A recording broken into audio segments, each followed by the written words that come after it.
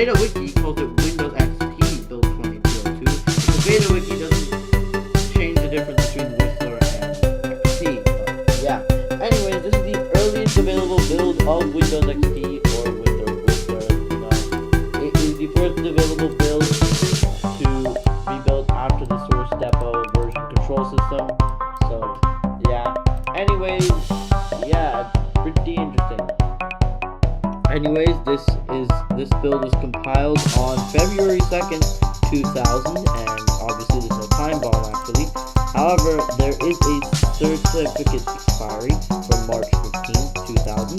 So we will be setting the date to March 15th, 2000. Well, no, we'll be setting the date to February 22nd, 2000 because, yeah. Also, apparently this build was compiled for Itanium. I don't know. I'm not sure about that. But anyways, yeah. Anyways, this build is basically like Windows 2000, but there are some internal stuff. So, you know, yeah. There's only a little bit of stuff that was added in this build, but why not check it out, right? So currently we have Windows Neptune installed, but I'm not sure if this build is suitable. We will find out. We will certainly find out. So we're going to start up our awesome virtual machine, and we're going to instantly pause it to swap over the disk. So we're going to go over to our disk drive, and then we're going to be putting in 2202. Let's minimize this, and I'm going to be back because we're going to have to... Okay, we're not going to boot there. Okay.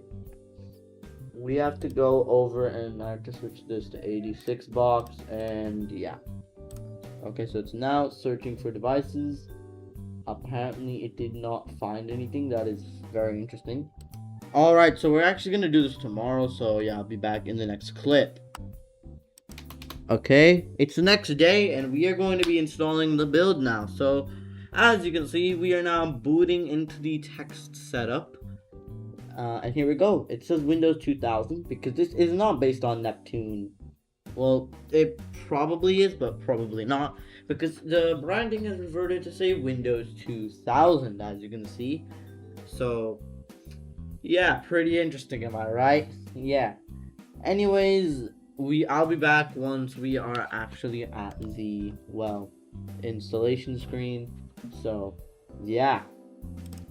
So it appears to be blue screened. I'll figure this out. Hold up.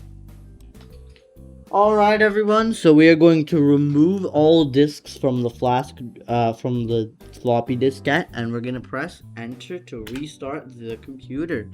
So as you can see, we are now rebooting, and well, now we will be able to we'll just press F1 here. And then it should boot into the second phase of the setup. So we're searching for devices here. Okay, the BIOS is disabled. Now it'll ask us to press any key to boot from CD, but we do not want to do that. We do not want to boot from the CD. So we will wait for it to times CD boot out, and then it'll boot into this, which will, I think, let us format the partition, or not format. It'll let us convert it to NTFS. So that's exactly what we're going to be doing. And we're not going to format the partition. We're just going to convert the partition because I really don't want to format it. Also, copying files took forever from the floppy diskette, bro. It took forever. I don't want to copy files again. I really do not want to copy files again. That took so long. But it has to copy the second phase set of files, so I guess it's gonna have to copy files. Hopefully that doesn't take too long, but yeah. Anyways, we're now starting Windows 2000, so that's pretty cool. Now it's actually gonna be, well, it's using the hard drive now, so that's pretty cool. So hopefully it won't be as bad as using the CD. So yeah, anyways, there it is. It's loading that. We're gonna press enter. We're gonna press enter again. We're going to now wait because it's alright. We're gonna press F8, and we're going to install it onto here. and we're going to convert the file system to NTFS. And to convert the drive to NTFS, press C. We're going to press C. And as you can see, now it is converting the drive to NTFS. And here it says, please wait while setup examines your disk. This may take several minutes depending on the size of the disks. And as you can see, it is now at 100%. And now it should, okay, creating a list of files to be copied. And now setup is copying files. And as you can see, it is going much faster than on the CD. So yeah, I'll be back once we are in the second phase of setups, or like I'll actually be back when it's done copying files, and it will say that we are restarting, so that'll be pretty nice. So yeah, I will be right back. Alright, so now the setup is restarting, so we're gonna press enter here to restart the computer, and then we should boot up into the second phase of setup. So that's pretty nice. And well, yeah, so well, you know, so now we are going to wait and wait and wait and wait again, because it's taking forever.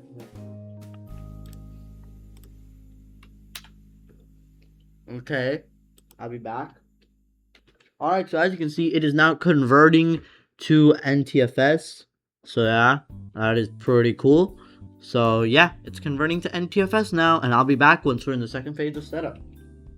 Anyways, guys, we are now in the second phase of setup, and we are installing devices. So yeah, that is pretty nice. So I'll be back once we are in the build. So yeah, awesome.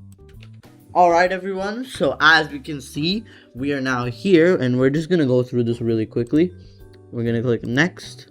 We're gonna type in WIC for the name, and 7Z for the organization. Also, these take so long, guys.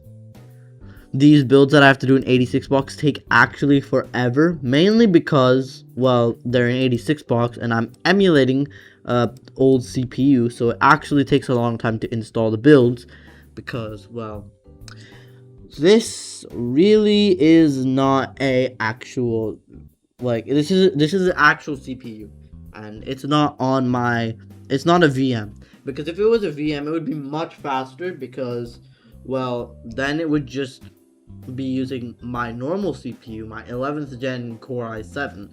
However, this is an emulator kind of for old CPUs, so it's using the old CPU's power, and I mean, an Intel Celeron from like the 1990s is not as powerful as a 2021 Intel Core i7. So yeah, that's why these take a long time. But don't worry, guys, the next exploring video, we will be going back to VMware, since it's a Windows 8 build. 86 bucks isn't really going to be that well for, you know, installing Windows 8 builds. So yeah, anyways, yeah, that's what we're going to be doing. We're going to be doing Windows 8. So yeah, actually, let me go see what build we actually have to do next. So let me just check real quick. And the next build is Windows 8 build 8112 FBL Core 1 SoC. So yeah, that'll be pretty interesting. Anyways, I'll be back once we are at the desktop. Hopefully they'll get to the desktop. So yeah. Alright, so it says that it is done. So we're going to click on finish here, and we're going to watch it restart the computer. So yeah, and there we go. Now it's going to reboot. Really, really nice. And well, we're going to press F1, F1 again. And now, since there's no floppy disk or CD, it should boot. Floppy disks fail. There we go. We got a floppy disk fail because there's no floppy disk inside. We have ejected it. We've also ejected our CD, so that's pretty nice. And now it will begin booting. There we go. We got starting Windows with this nice little thing here. There we go. Windows 2000 Professional. This is not Windows 2000. This is Windows Whistler build 2202, by the way.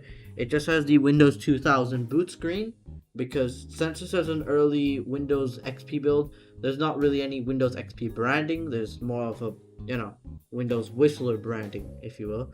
So yeah, that's pretty cool. So yeah, and as you can see, it is now booting up. As you can see, actually, I'll wait for us to log in first, and then we'll get into the changes. So yeah, let me go over to the beta wiki to see the changes. So first we got the network identification wizard. We don't really care about the network identification wizard, but here it is. We're gonna click finish to finish up here. And oh my gosh, it is really lagging right now. As you can see, the VM is running at like 24% and then dropping to as low as 8% there. Yeah, that is really not great. That is really not great, but anyways, yeah, we should be fine. Anyways, this would have been the smoothest Windows XP experience I've had, but I don't really know. It's getting smoother, but yeah, I don't know. Anyways, I'll be back once we are in the desktop, because we are currently not in the desktop, and that is a huge problem. So I'll be back. Alright, so as you can see, we are now booted up, and we've got this Windows 2000 Professional thing. We are going to click on exit here, and yeah, because we don't need to show this up at startup. We're going to click exit, and obviously it wants us to click the start button, which is really smooth. This still says Windows 2000 Professional. I don't know if there's any, well, there's a pretty obvious one right here. First of all, this says 2202, which is a Windows XP build number. The second thing that we have is down here at the bottom right, we have the watermark SD Windows 2000 Professional, which is for testing purposes only, build 2202. So yeah, obviously also make sure you set the date if you're installing this build, because the certificate expires on March 15th 2000. So you can't install it after March 15th 2000, or I don't know if you can use it after March 15th 2000, but yeah, if you set the date to that, you should be fine. Anyways, we're gonna go, and yeah, this is pretty cool. The activity centers are obviously not here, but you can make like a cool little text document here. Let's make a cool text document. This is Whistler build 2202, and then we can save it if we want to. We can save it as a desktop. We can call it cool.text, and it'll be a cool text document. Also, we'll put it in UTF-8. I don't know why, but we can put it in UTF-8.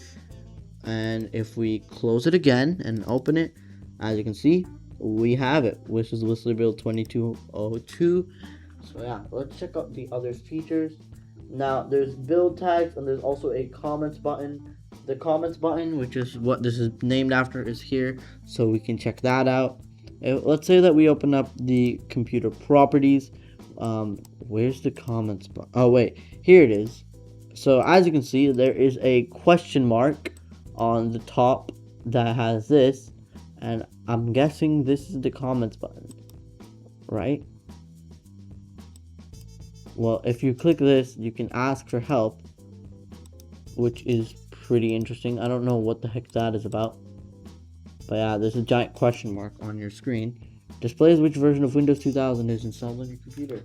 Anyways, the comments link from Windows and Neptune is added with a registry modification. So yeah, let's go into regedit and we will add in the comments. So let's click on run, or not click on it, we're gonna press regedit. So yeah, we got regedit. Here's regedit. We gotta go to HKey current user. So HKey current user, the control panel. Hold on. Yeah, control panel and desktop. So we're gonna go to control panel. We're gonna go to desktop, and in desktop we need to add a dword value. So let's add our new dword value. Our new dword value will be called lame button enabled. I'm sorry, it's called lame button enabled. Okay, lame button enabled.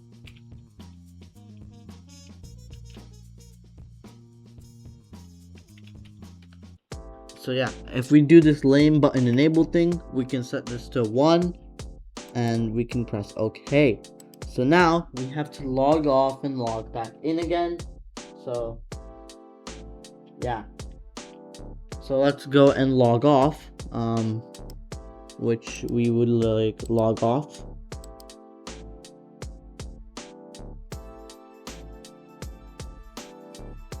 There we go, we've logged off, and we can log back on.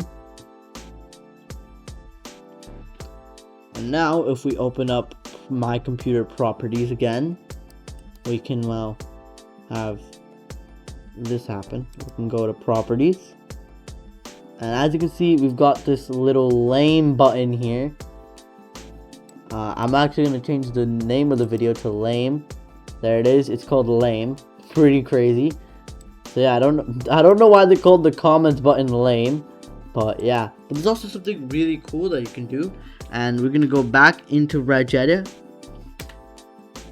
There we are, and then we're gonna add a brand new D-word value. So yeah, we're gonna add a brand new D-word. Well, we have to actually add a brand new key. Apparently, we gotta add a string key. So if we click on new and we add a new key, I don't know if it's a string value. I think it's a string value. So yeah, it's a string value, and we can call it lame button text. If we add the string value lame button text, we can make it say subscribe.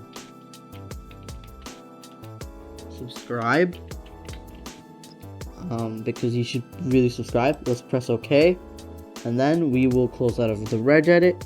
We will go log off and log back in again. Let's log it in again. And let's say that we open up a text document. Let's open up our awesome cool document, which is really cool. And let's see if it says subscribe. It does not. I don't know what happened. It's not there anymore. Okay. Let's try a different one. Let's try a different window. Maybe it will work on my computer properties. Oh, here it is. It says subscribe. Look at that. Look at that, everyone. It's just subscribe. You should completely do this. If you click this, nothing happens, obviously, but pretty cool that you can change the name of it. So yeah. Yeah, anyways, that's gonna be the end of the video. If you guys enjoyed, make sure you like and subscribe. Obviously, like the button is telling you, make sure you subscribe.